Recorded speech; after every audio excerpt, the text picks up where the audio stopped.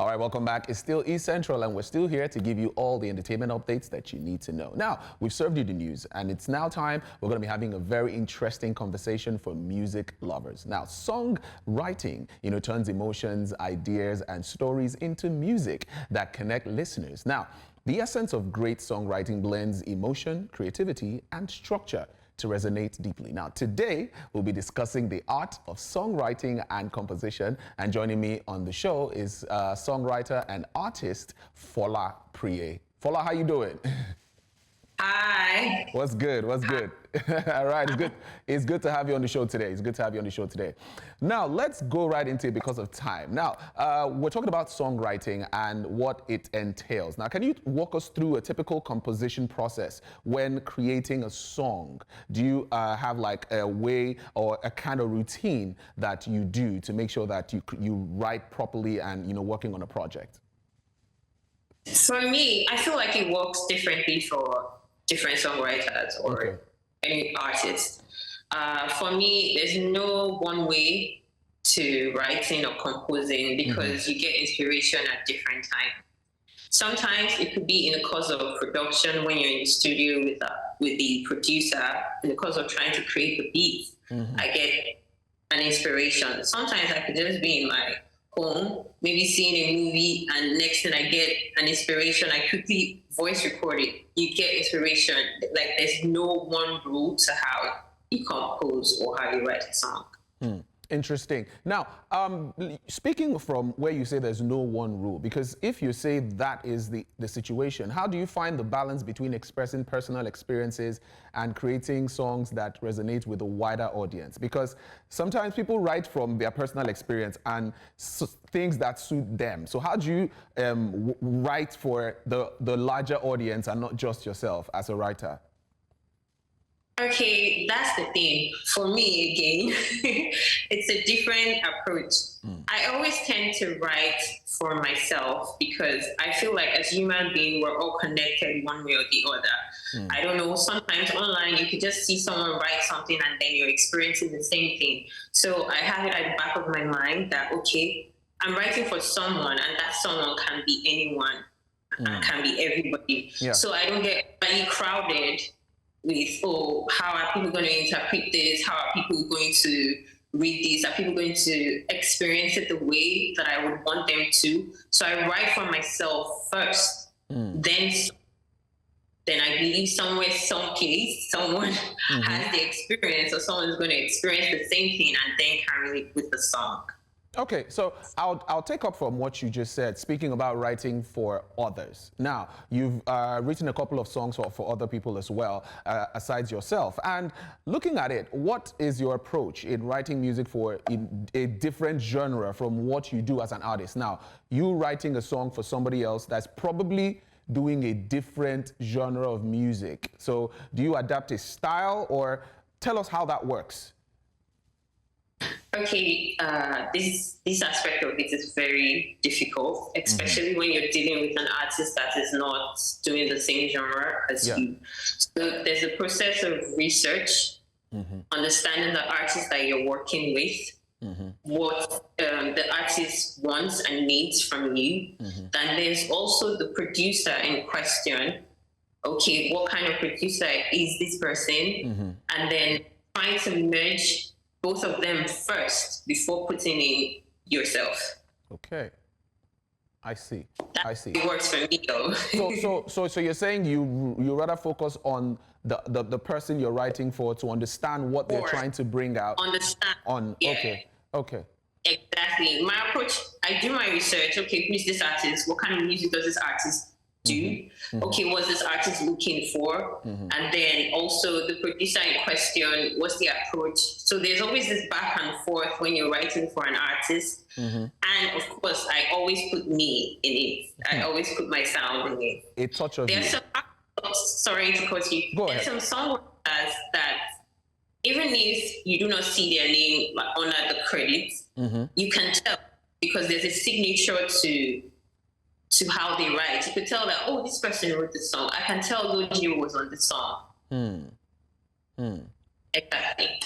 Okay, so speaking about a lot of, we know about a lot of Nigerian celebrities that people write songs for. You understand? And one of the very celebrated songwriters in Nigeria, people would say it's Wande Cole. Now, because he's really put in his works in different ways, helped other artists to create music. Now, with what you just said, as a writer, when would be that time you say, okay, I'm done writing, this song is perfect, I think it's ready to be out there?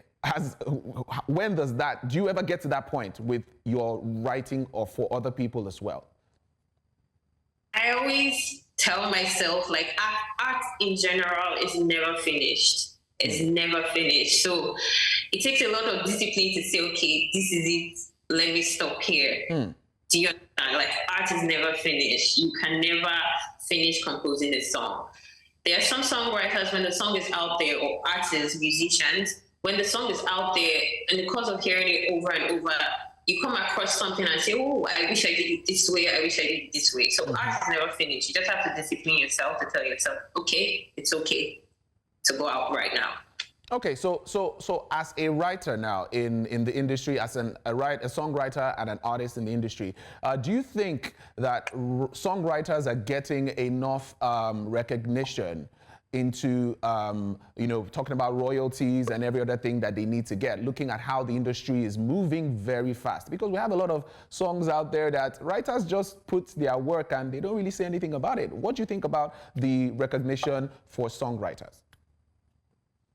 Well, I would say that it's improving over the course of years. Before, people write for people and you never hear about it. At least now you can identify with one or two and say, oh yes, this person wrote this song. We're getting there, but we're not yet there.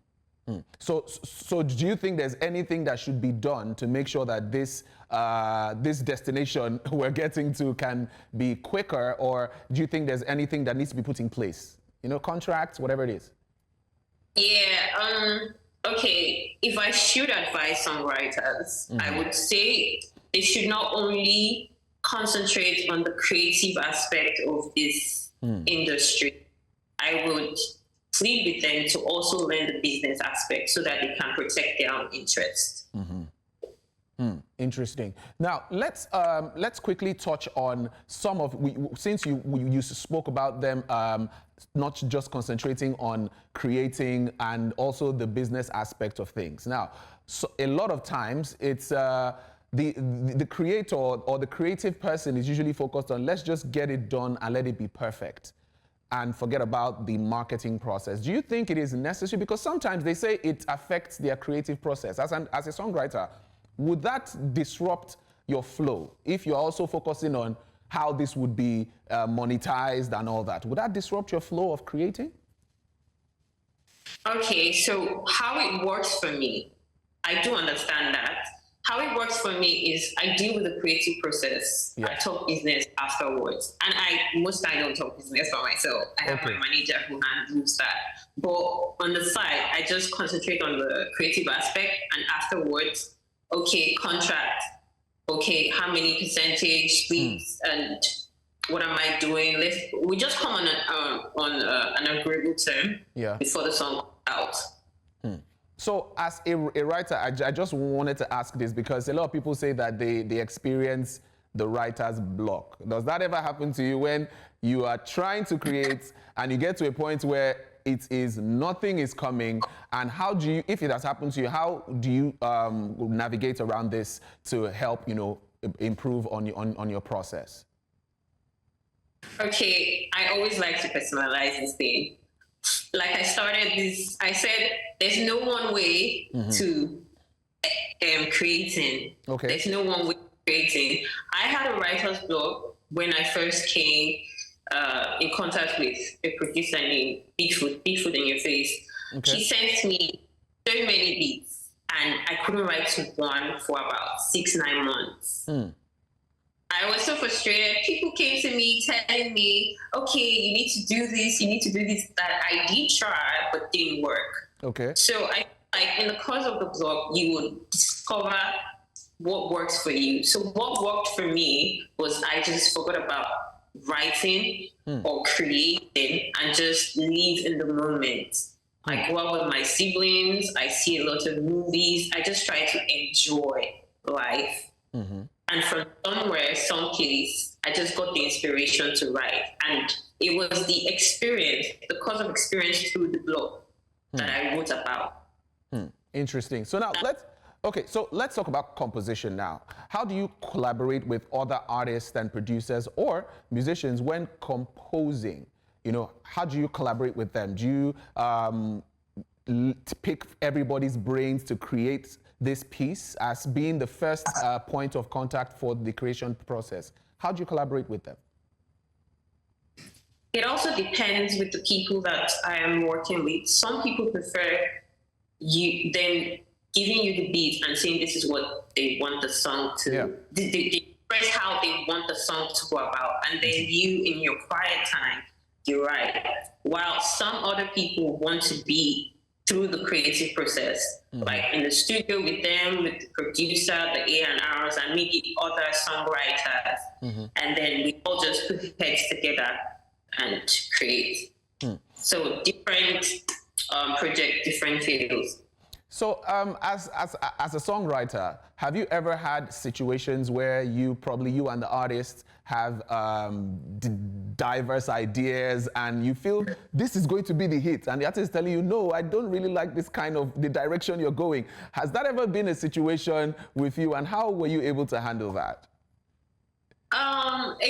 That's one of the major challenges that I face, because I noticed like my strong strength is in R&B, and a lot of artists that look for songwriters are mainly in the Afrobeat genre or Afro-infused genre. So in R&B, you have to really sing. Do you understand? Yeah. Some artists, we just want to do 1 or 2 lines and then they're done with it. They just want to do it like bands and just keep it moving. So it's always very difficult writing for these kind of people. But at some point, we just meet in the middle. Sometimes I'm like, okay, you know what? This is what I have. And I leave it to you to deliver it however. Wow. So you just let it be. They're the ones. It's their song. Whatever happens, happens.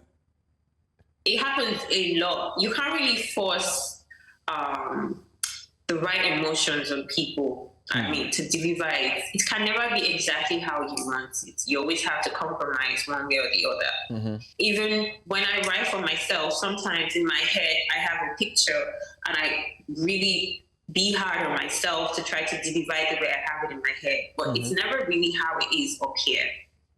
I don't know if that's the same thing for other composers. Yeah. All right. So before I let you go, Phola, what advice would you give the aspiring songwriters and composers looking to find their feet in this industry of songwriting and composing? What advice would you give them? It's plenty. Okay. First of all, you have to shine your eyes in this industry. You have to shine your eyes. It's not everybody who claims to know road that knows road. You just go with the flow. Okay. The business aspect of it is very important. And when you see an opportunity, you really need to seek legal advice before you step in. It might not be as it seems. It's later on when it blows out of proportion, you come online and then you're now ranting and people come to you and say, didn't you read the contract beforehand? So please learn business aspect of things to protect your interests. Thank you very much. Thank you very much, Phola, for this conversation. And that's a really good advice. You need to be very, very aware of other aspects of the process aside just the creation part. Thank you so much for talking to us, Phola. And it was quite an insightful conversation.